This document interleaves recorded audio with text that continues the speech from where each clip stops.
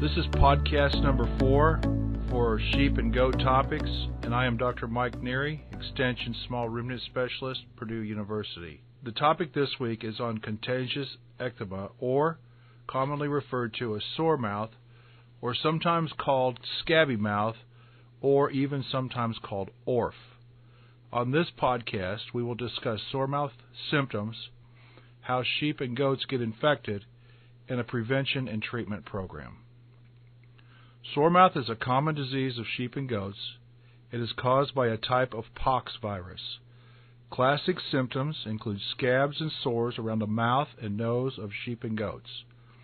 The sores can also develop on the hairline of the feet, ears of goats, and even on the teats of susceptible lactating females. Lambs and kids are the most susceptible, especially ones that are being raised artificially. Once one susceptible animal breaks with sore mouth, it spreads rapidly to the remainder of its pen mates. The incubation time for the virus is only 2 to 3 days, so once symptoms appear, it is really too late to do much to prevent the others in the pen from getting the virus. When animals get sore mouth, the scabs and sores usually last from 2 to 4 weeks and then heal on their own. The disease itself is self-limiting and won't directly cause mortality, but the biggest concerns are that the young lambs and kids don't consume as much milk or eat as much creep feed while they have active sores on their mouth. This, of course, means that they don't grow as rapidly, they lose their bloom, and they may be more susceptible to other health problems. Sore mouth does seem to be more detrimental in goats than in sheep. Another issue with sore mouth is if it breaks in a flock or herd that is susceptible and has never had the disease before, is that ewes or does can get active sores in their teats and can even get the infection in the teat canal. This makes it painful for them to nurse their young and can lead to complications that increases the likelihood of mastitis. One other important concern with sore mouth is that it is a zoonotic disease, which means people can become infected. When people get the disease, it is referred to as ORF, and that's spelled simply O-R-F. So, producers or other people that are around animals with sore mouth need to take precautions, and it is recommended that they wear protective gloves. Usually when people get ORF, they get a swollen finger or some other place on their hand and arm, which can be painful and sometimes lead to other complications.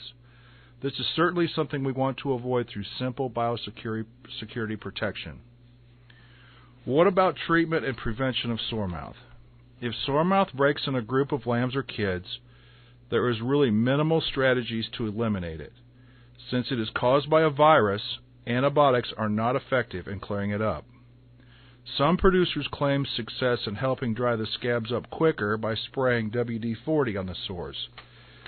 If you do spray WD-40, avoid getting the spray in their nose where it can be inhaled. For sure, do not try to remove the scabs by brushing or abrading them. I want to repeat that. Do not remove the scabs. All that does is spread the disease all over the lamb or kid's face, which makes it much, much worse. Leave the scabs alone. They will heal on their own, given time. The one thing that may be needed if they break during fly season is to use a fly spray on the area to help repel insects. Again, try to avoid getting the fly spray in their nose. The best recourse during a break is to closely monitor the lambs or kids, control insects, and just wait for it to run its course over the 2-week period that the scabs will be active. Prevention of sore mouth can be done via the use of a vaccine.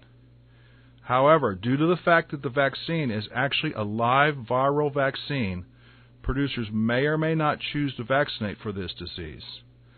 Vaccinating with a live virus has the effect of actually causing the disease, but in the case of sore mouth, you are choosing the location of the scabs and sores.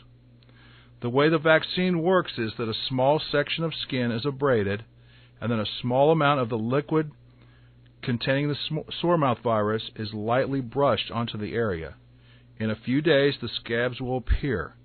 So instead of the disease breaking on the lips or nose, it can be given in a location that doesn't affect production and well-being of the animal, like the foreflank, the rear flank, the ear, or at the base of the tail.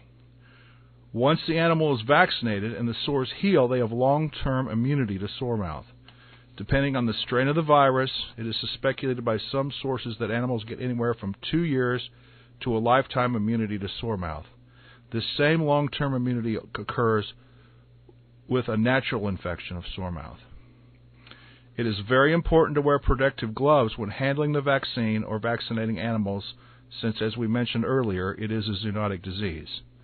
Also keep in mind, if you are vaccinating on the rear flank, which is a very common place to vaccinate, and you catch the lambs or kids by hand in the rear flank, these sores and scabs will be active for 2 to 4 weeks, so be careful. The significance of the vaccine, being the actual live virus, means that if the flock or herd is closed, with minimal introduction or exposure to outside animals, you will actually introduce the virus onto your premises. The sore mouth virus is very resistant to desiccation and will continue to live on the premises for at least several years. It will live in the sheds, on feeders, in wood, on the wool of sheep, and once introduced, whether it be through a vaccination with the live virus or introduced as a natural infection, it is there to stay for at least a number of years. The significance of this is, if you vaccinate once, you are pretty much locked into vaccinating every year moving forward, or you just will live with the disease. The other significance is, if you vaccinate a naive flock or herd, you will also need to vaccinate the adult breeding animals, since it would be assumed they have not been exposed to the sore mouth virus. So the question with the sore mouth vaccination is a simple one. Should I vaccinate for it, since it is a live virus and would be present in my operation many years once introduced, or should I not? So if it's already on the premises or in your operation, possibly.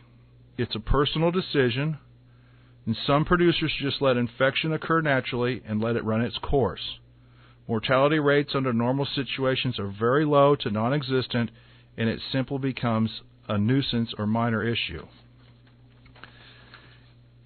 Secondly, if you are a producer that sells sheep or goats for show animals or 4-H FFA projects, then yes, vaccination is a good strategy. Keep in mind when planning a vaccination strategy that it takes up to a month for the scabs to heal. Therefore, it's probably best to vaccinate at least 6 weeks before attending a sale, show, or selling animals. Lastly, if you have a closed flock with minimal or no introductions to the herd or flock and have never had sore mouth, then it is usually recommended to not vaccinate, since you would be introducing a disease into your operation. If you have found this podcast helpful, please tell your friends, subscribe, rate, and we sure appreciate you listening. Thank you.